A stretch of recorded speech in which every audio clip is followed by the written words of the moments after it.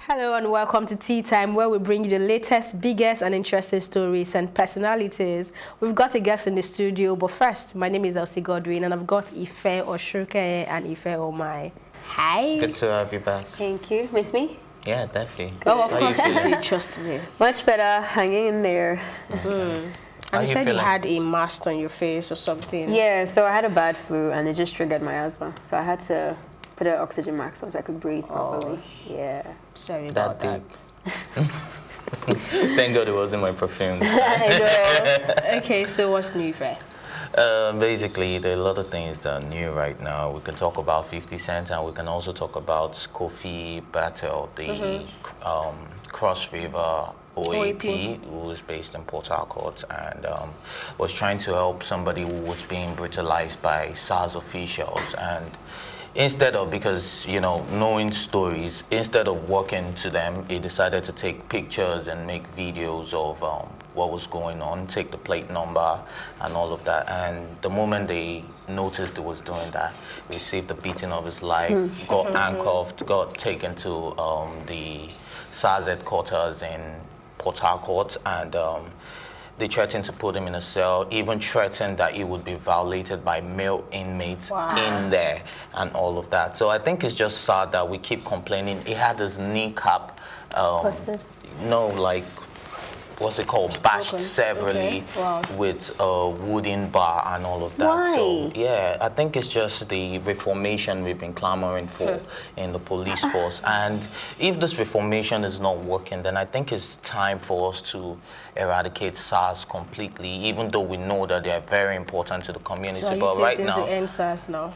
What? Are you tilting to end SARS I've always been about No, you've always been on reform SARS. No, I've always been on NSARS. Then you should see my documentary on NSARS. Then maybe you would Okay, you have a understand. documentary? Yeah. Anything to show himself.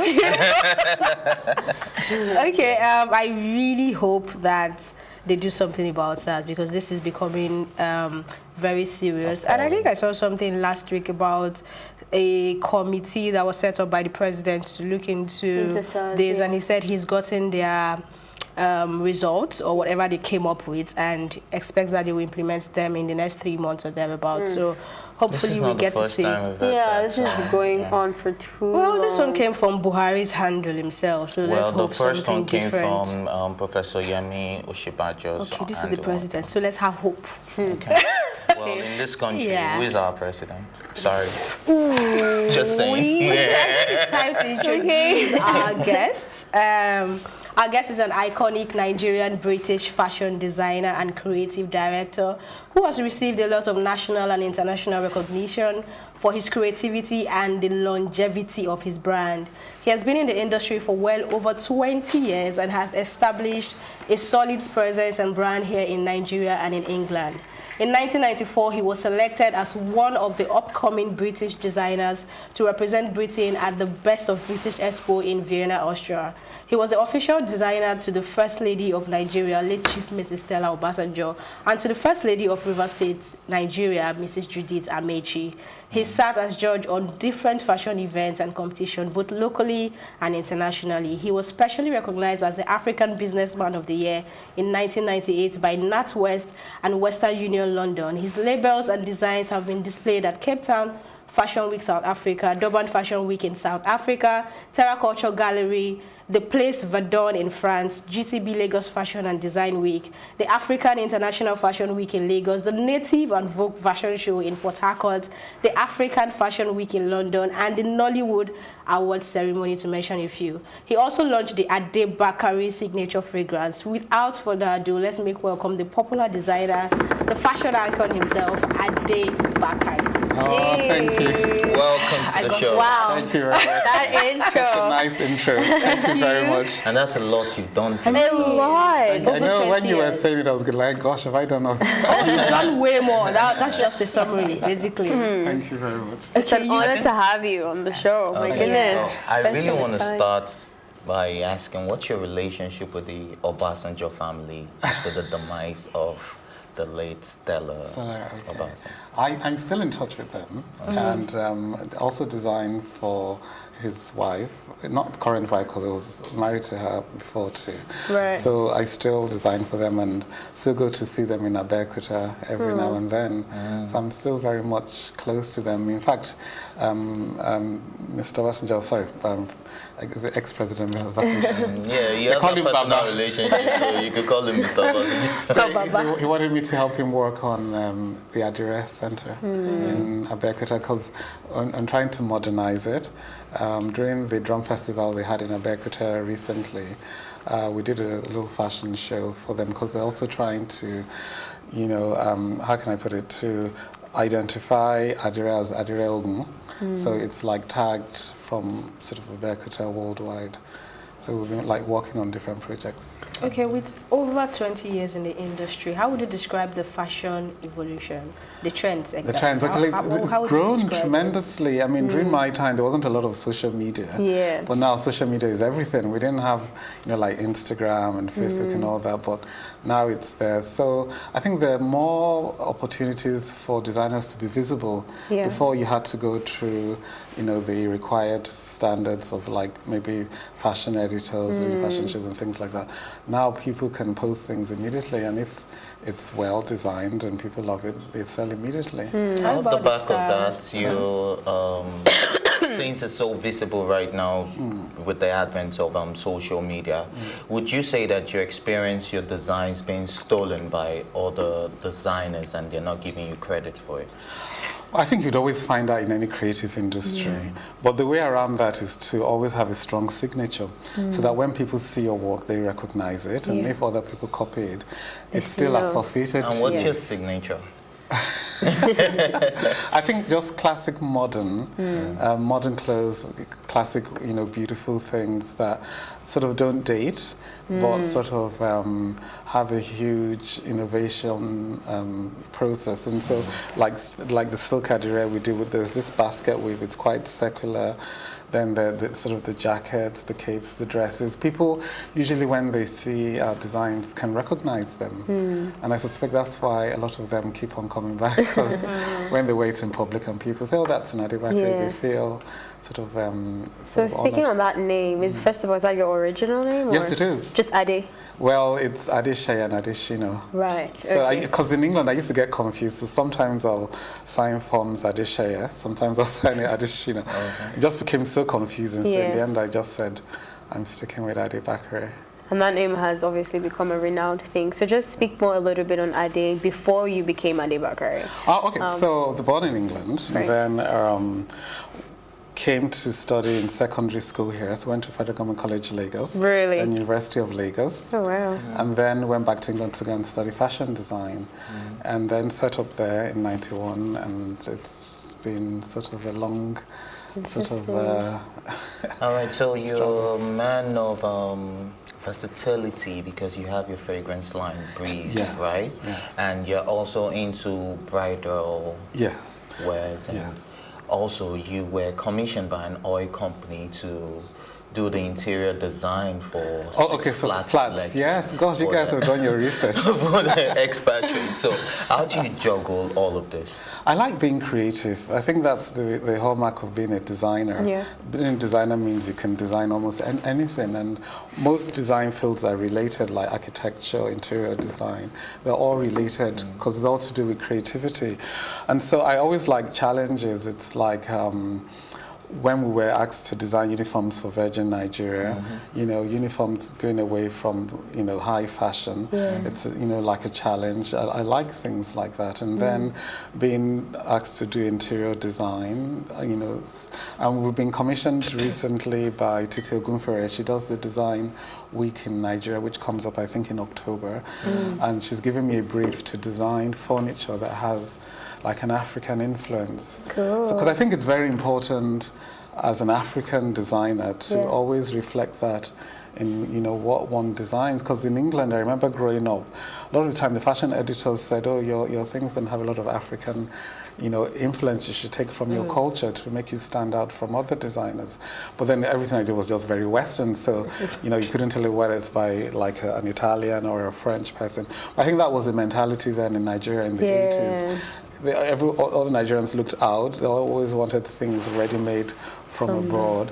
So, it was only when I now opened my shops in Nigeria that I had to be coming to Nigeria often that I now began to explore what was African, using like adire, ashoke, akwete, Lace. and trying to understand what was African and Nigeria. But would you say the African style or the African trend is more appreciated in the western part of the world than in our own African? I think it is. Before you answer that question, yes. we need to go on a quick break. When we come back, we'll carry on with our conversation with the fashion icon, Ade Bakare. We'll be right back.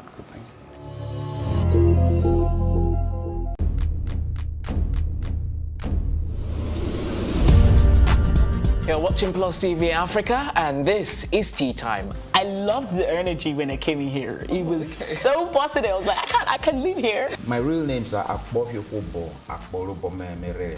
I think my father is a comedian because most times when he calls me, he's like, yo, make sure you use condom, them girls out there. So are you telling me I should have shot my shots? Ife, you have a younger brother. Age is nothing but a number. What? I'm a vampire. I believe in equal rights for women, and I also believe that a man is the head of the house, so we need to draw our limits somewhere. It feels so good. Now can I do my jam now? Yeah, you can.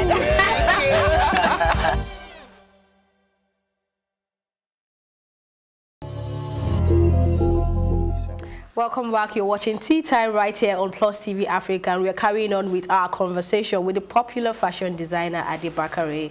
Before we went on that break, Ife, can you please take that question again? So I was asking, because a lot of designers claim that the African trend or using African prints to create design is more appreciated in the Western world than in this part of the world. Do you agree?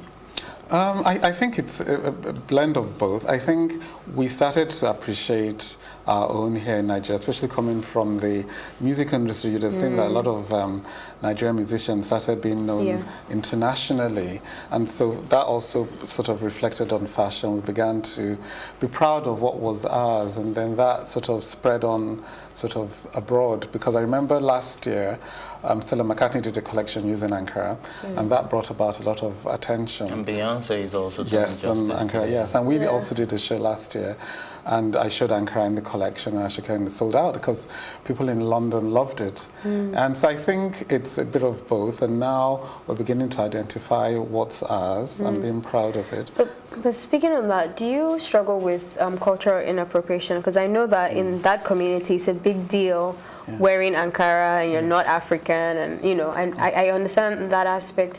But I also know that the Ankara itself is not even historically originally ours. Very true. It's the Duchess. So, but how do you ever get backlash from that, like putting African pieces on the white culture? No, because there's the curiosity factor about Africa. Right. So I think other cultures have been explored, other continents. So Africa is almost like the last frontier that really hasn't been, explored, and people are very curious to find out what's coming out of Africa. So there's that huge interest which we can tap into. So I find that there are loads of other African textiles across Africa, not just in Nigeria, and that's what I'm trying to reflect in my work. When we designed for a TV program called Battleground, I tried to use a lot of African textiles, and we're going to also be designing for tinsel. That's also going to start, I think by next month you start seeing us designing for some of the characters, and because tinsel is African, it's watched all over Africa, 56 African countries. I'm sort of exploring other African textiles as far as Senegal, Tanzania, Niger, trying to look for what's unique, what's ours, what's African, and then launch it on a wider platform in England. I haven't done so much. It's so difficult to pinpoint your biggest achievement. So maybe you can help us with that. What's your biggest achievement as well? I don't know. I think it's just a continuous journey. Okay, so what's next for Ade Bakare, and what do you have up your sleeves? Okay, so we've got, like I mentioned, the tinsel. I think that's a big thing, because I've always wanted to do more things in Africa. And then also sort of trying to get into Hollywood. in America, first by have actors and actresses there wear designs for the Oscars, and then gradually building up a base there, and then introducing sort of what's sort of the best of Africa to America, and especially Black America. Yeah. Okay, so fashion designers, they come and go, but you've stayed this long. I need to know what it is that have kept you going, meeting the kind of clients you've been meeting, and still remain relevant till now. I mean, it's not easy. I mean, it's about 25 years now, right? So what is that one? I don't want to hear vision or tenacity, because you're back to Nigeria. I mean, you do so much in Nigeria right now. We have the issue of infrastructure. We have the issue of, they'll tell you cost of production is high, funding, but you are here, you're doing it. So what is that one thing? I think it's, I really do love being a fashion designer, I must say. I couldn't really see myself doing anything else. Cool. And so I always thank God that I'm able to come up with ideas and actually see them implemented. And the beauty of actually working also in Nigeria is that my setup in England is a bit different, whereby my manufacturers are not in the same premises that my studio is, but in Nigeria, my tailors are in the same premises where I operate from. So I can sketch and then do the patterns and then actually see it come to life quickly, and that I do love. So I think I really do like being a fashion designer, and it's a profession. A lot of people see it as a hobby. I went to study it, and that's what I always try to get across to people. So it's like a lawyer and a doctor, and they'd always, want to be in their profession. I mean, Karl Lagerfeld was a designer right up until 87, until he passed on, and I think that's reflective of who I am too. I really just enjoy being a designer. Without being known, I'd still love to do it. Do you understand? Okay. Being known and celebrated is an honor, but even with the absence of that, say for instance, I was in Australia and I was working for maybe an anonymous company, I'll be just as happy. Tell us something about you that people don't know. I think people always get caught up with the glamour side of fashion, and so they're attracted to the shows, maybe sort of living in two countries, flying, the jet set life, the glamour. But what they also don't realize that I work tirelessly. Do you understand? And that's why I always tell people that you have to be passionate about something. Identify what you're passionate about, what you'll do even if you don't get paid. Yeah. And then, stick to it, because that means that's what you really love. And at times, even, I remember times when it wasn't as lucrative, money wasn't flowing in. But because I had the passion for it, I didn't see it as a problem. All right, so what celebrity would you work with and you'd be like, yes, Ade, you made it? You mean, okay, I don't know. I really appreciate all the people who buy from us. I really like the fact that the Nigerian ladies, do buy, because I've never really had a financial backer, never taken loans from the bank or had an investor. It's all been but through patronage. Right. So that's why I always used to have the show at the Whitbaker Hotel every year as a thank you to all our clients who patronize us, and also my shows in England. So anytime you see me do shows, he's trying to not Can you just give us a name? What celebrity would you work with? Maybe you should think on that while we go on a quick break. Okay, yeah. When we come back, you're giving us I'll give you a name. Yes. We'll come back to get the name out of Ade Bakare. We'll be right back.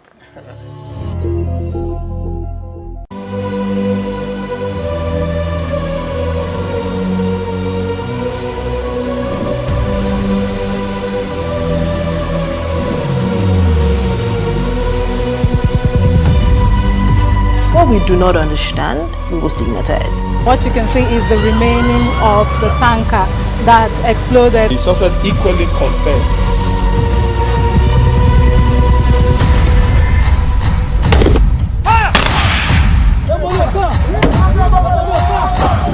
A 500 naira they collect am. If you no talk, dem go beat you. Na 2,500 I dey pay.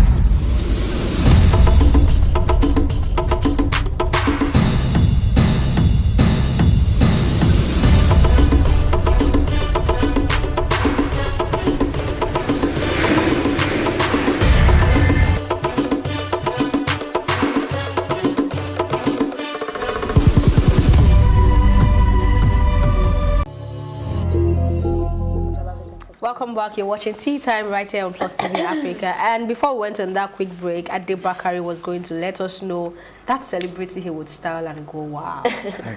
So the two. Okay. The two. Because I have a team. I call them Team Bakare. That comprises of Ese, Nero, Bade, and Ekene. And they are so fixated that I must design for Tiwa Savage. And because she's glamorous, and I like her music, which is a plus to design for her. And Wizkid. Really? Yeah. For Venezuela. Wizkid. Thank you. Really? I love all the other Nigerian artists, especially like Shantizu, but those are the two that the team Bakare insist I must collaborate with. You work with a lot of women. Yeah. How do you deal with advances? Because I know, come on, man. I think you just have to be professional, and you have to be honest. Because a lot of the time, the women will ask you for their opinion if you've designed for them, and there's always that tendency to just want to sell. You know, you just need to sell because it's a business. But you have to be honest and say, no, I don't think that suits you. And even if you're not going to make a sale, you just have to be clear. I'm even talking about relationship status right now. Oh, like flirty relationships. Oh. No, you have to be professional. Okay, so is there any special woman in your life? Yes. Oh, you're not married? No. Okay. No, it's not. Jenny. So who's the special woman? You want to give her a quick shout out? She's in England. She's in England. Okay, well, she could watch online. So Hi, Paulette. Oh, it's an open thing. Are you gonna, put a ring on it? Soon. Okay, so that's to be invited. We have to cover that soon. What is coming up soon from you? The Young Designers Show. So that's about identifying and then promoting young talent in Nigeria.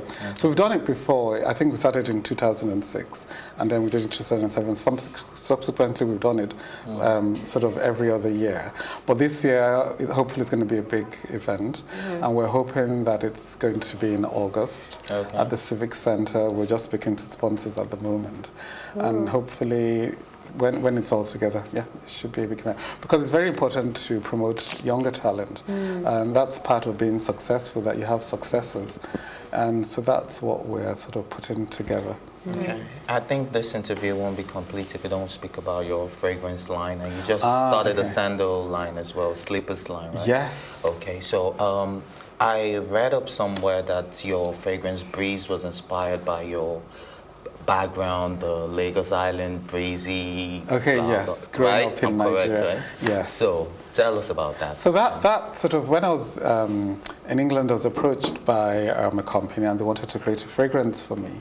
So they said, okay, we have to do a bit of research and find out your favorite childhood memories, where you grew up, and that sort of thing. And I remember Babbage then. A lot of you might not remember, but then before they built the I do know. Oh, you do? Yeah. Okay. So before they built the Co-Atlantic, it used to be very, sort of very open and, sort of proper beach. Yeah. And people could go there and very accessible. And so that's part of my childhood memories. So that was what we tried to capture in the fragrance, and it was called Breeze. And that was a success. And then later on, we now have the new Ade Bakare Couture signature perfume. And that's unisex too, and that has sambac, it has teak, it has ylang ylang, which is a rare ingredient found in West Africa, the Comoros Islands. So we have it available at our two shops, the new shop we opened in Lekki, and also in the VI shop. And then You in have England. another shop in Abuja too? Yes, right. we've got a shop in Abuja at the Grand Mall, and then another outlet at a spa where we also sell our clothes. I know that the fashion industry, at least in Africa, Nigeria, isn't really something that parents are 100% supportive of growing up, especially for a man as well. There's a lot of toxic masculinity and just a specific idea parents want for their children, so lawyer and whatever.